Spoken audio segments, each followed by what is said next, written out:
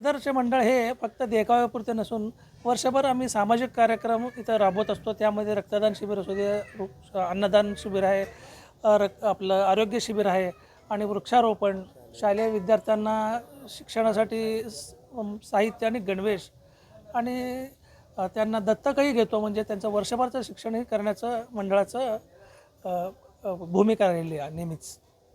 तर आपलं नाव काय आणि आपण जो देखावा तयार केला तो कोणता देखावा? पूर्व भागातील मानाचा अप्पा गणपती दाजीपेठ सोलापूर. यंदाच्या वर्षी आम्ही तिरुमला तिरुपती येथील बालाजी मंदिराची प्रतिकृती देखाव्याच्या स्वरूपात सादर केलेली आहे. हे बनवायला प्रतिकृती किती दिवस कालावधी लागला? सदर देखावा तयार करण्यासाठी 6 महिन्यापासून 12 कारागीर काम करत होते आणि तयार केलेलं मटेरियल इथं आणून लावण्यासाठी त्या कारागिरीनं 25 दिवसाचा अवधी लागला आहे. ही कल्पना कशी सुचली?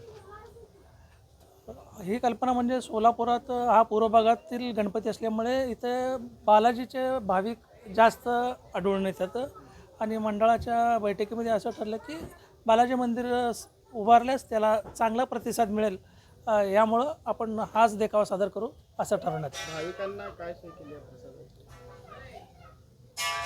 दर्शनासाठी येणाऱ्या सर्व भाविकांना इथे तिरुमला तिरुपतीच्या धर्तीवर पुलोरा भात, दही भात आणि त्याच क्वालिटीचा लाडू आम्ही प्रसाद स्वरूपात मागील शेवटच्या 3 दिवसात आम्ही देणार आहोत.